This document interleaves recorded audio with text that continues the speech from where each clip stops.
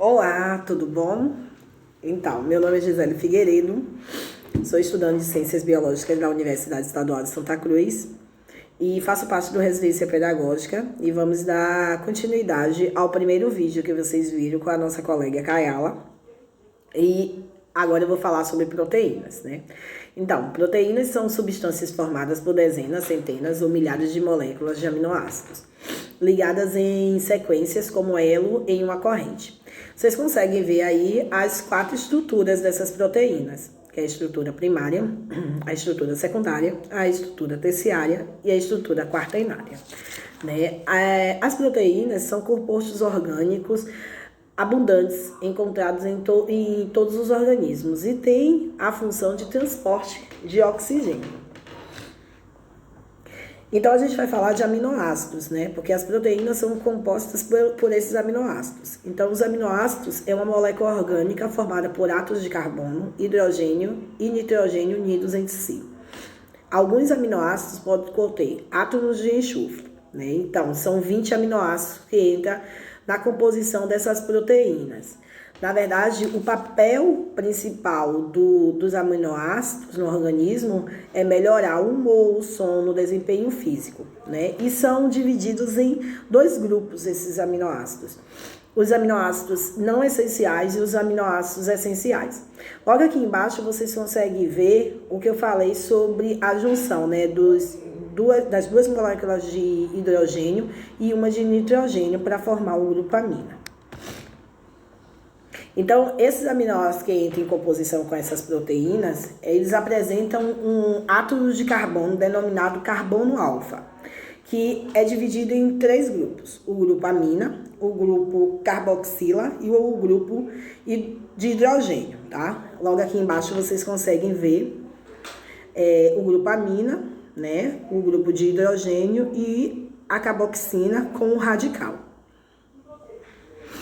A gente também não pode esquecer de falar sobre as ligações peptídicas, né? Então, a ligação entre 2 aminoácidos vizinhos em uma molécula de proteína é denominada ligação peptídica e sempre se estabelece entre um grupo amina de um aminoácido e um grupo carboxila de um aminoácido vizinho. Então, lembra lá quando eu falei do grupo amina? 2 moléculas de hidrogênio mais uma de nitrogênio, aí ele vai se juntar ao grupo carboxila e assim, consequentemente, formando essas ligações peptídicas, tá? Então, as moléculas resultantes da condensação dos aminoácidos são genericamente chamadas de peptídeos. 2 aminoácidos unidos constituem um dipeptídeo. 3 aminoácidos formam um tripeptídeo, 4 um tetrapeptídeo e assim por diante, tá? As proteínas são constituídas por grandes números de aminoácidos, então elas são chamadas de polipeptídeo.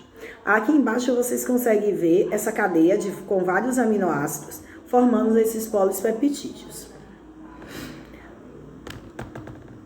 Então, a gente vai falar um pouco sobre a diferença das proteínas.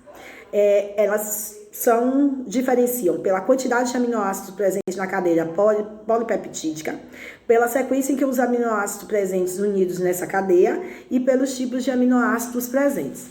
Assim mesmo que 2 proteínas possuem exatamente o mesmo número e as mesmas proporções de tipos de aminoácidos, ela pode ser diferente, dependendo da sequência em que esses aminoácidos estão unidos. Teoricamente, há um número muito grande de combinações possíveis entre os 20 tipos de aminoácidos, tá? E uma curiosidade, calcula-se que no corpo de uma pessoa existam entre 100 mil a 200 mil tipos diferentes de proteína. Então, aqui embaixo vocês conseguem ver a diferença, né? Pela quantidade, pelo tipo ou pela sequência dessas proteínas. Então, as funções das proteínas, né, são substâncias fundamentais de importância na estrutura e no funcionamento dos seres vivos, e a forma da célula deve ser a presença de um esqueleto interno, que é constituído por um filamento proteico, que é chamado de citoesqueleto. As enzimas. As enzimas são catalisadoras biológicas, participando do processo biológico, mas sem se alterar durante esse processo. tem reações específicas, atuando uma ou em poucas reações biológicas. Especificidade de uma enzima é explicada pelo fato de seus centros ativos se encaixarem corretamente apenas no substrato específico. O encaixe com as enzimas facilita, na verdade, a modificação dos substratos, originando os produtos da reação. Uma vez formando esses produtos, a enzima se liberta e pode ser ligada a novo substrato e volta a atuar. Assim, as moléculas enzimáticas participam dessas reações químicas sem sofrer nenhuma alteração. A gente consegue ver ali no desenho ali em cima que tem a enzima e tem o substrato. É como se fosse uma fechadura e a chave, tá? A chave vai entrar, a chave correta vai virar, vai abrir e depois outra chave com o mesmo perfil pode abrir novamente, sem alterar nenhuma reação. A gente também não pode deixar de falar sobre os fatores que alteram a atividade enzimática, tá? Que é a temperatura, que essa temperatura deve estar correta para essas enzimas. E o pH também.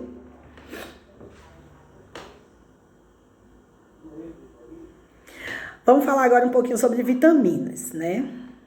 Então, são compostos orgânicos e nutrientes essenciais de que o nosso organismo necessita em pequena quantidade para um melhor funcionamento do nosso corpo, tá? Aqui a gente tem um grupo de vitaminas, nas quais eu acredito que a maioria conheça, né? Tem a vitamina A, tem a classe das vitaminas B, que aí é B1, B2, B4, B9, B12, a vitamina C, a vitamina D, a vitamina E, a vitamina K, a vitamina F. Né? Então, as vitaminas são tradicionalmente classificadas em dois grupos, né? As vitaminas hidrossolúveis e as vitaminas lipossolúveis. Essa classificação leva em consideração a sua solubilidade. Não está relacionada, por exemplo, com a função que eles desempenham no nosso organismo, tá? Então, as vitaminas lipossolúveis, que são solúveis na presença de lipídios, por isso necessitam da presença da gordura para serem melhores absorvidas pelo nosso organismo. São elas a vitamina A, D, E e K. Já as vitaminas hidrossolúveis são solúveis em água. São elas a vitamina C e o complexo B. Também temos os sais minerais, né, que são substâncias inorgânicas contendo cátions e íons metalizados. Eles são necessários ao nosso corpo por serem responsáveis pelo bom funcionamento do metabolismo. Sem o bom funcionamento desse metabolismo, o nosso corpo, na verdade, não reage de forma eficiente para combater as doenças e cicatrizar alguns ferimentos, por exemplo, que possamos ter. Entendeu? Os sais minerais são os cobres, o iodo, o zinco, o ferro, o selênio, o cloro, o magnésio, o manganês, sódio, potássio, fósforo e cálcio. Então, a gente não pode esquecer de se alimentar bem, ter uma boa alimentação para conseguirmos ter na nossa dieta, tá? Então, um grande beijo para vocês, até mais.